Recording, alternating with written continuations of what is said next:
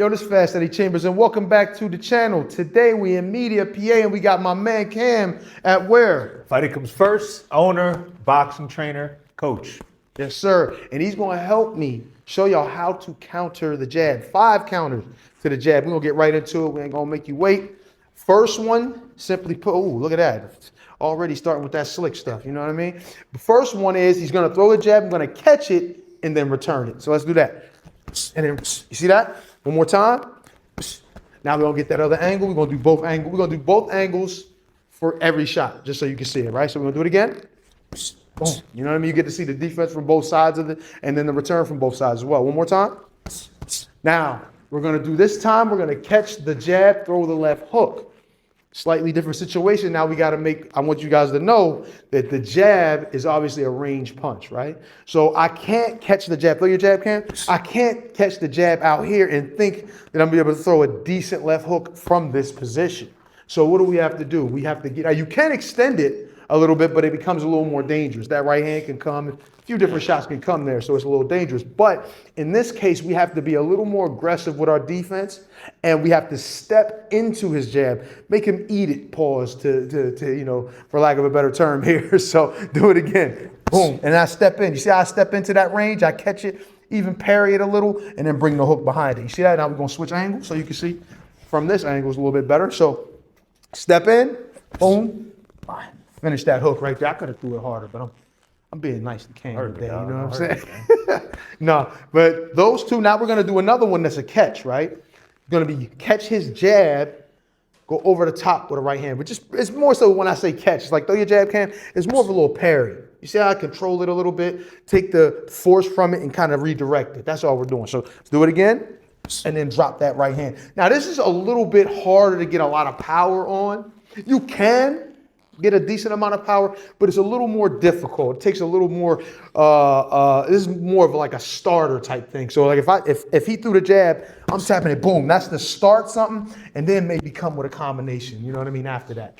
I think, now let's just try from the other side. I want to get both angles again, so you can see that this is good on this side. So throw that jab again, then drop it over the top. Once again, it's a starter, bop, bop, bop, I'm coming with multiple punches after.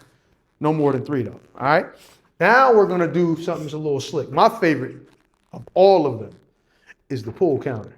Now your timing has to be right. You also have to be comfortable with punches coming at you. And you also have to be comfortable with the idea of getting hit. I know it sounds crazy, right? But if that shot comes and I mistime it, boom, it can land. But I've gotten so much experience, I've done this so long, that typically when the jab comes, I have just enough space, and I can create just enough space to get that little right hand to come over the top. I've done this so many times in my career. So let's do it one more time. And then notice when I come back where my body leans, because there's always a risk that he can throw his right hand too. So I like to pull, drop the right hand, and make sure I get out of the path of his. So let's go over this side and do it one more time. Pull, counter, drop the head, and roll back too. For more defensive responsibility, you should always do that. Now this one we're gonna do is gonna be similar, but the angle's a little different and it requires a little step with your foot. I think you should step with your foot and put you at a better angle for it. And I'm gonna show you from this side first, then I'm gonna really give you the meat and potatoes of it on the other side, because you'll be able to see it all. But even from this angle, you might see a little. He throws his jab. Now I get that little, you see that little angle I just took right there?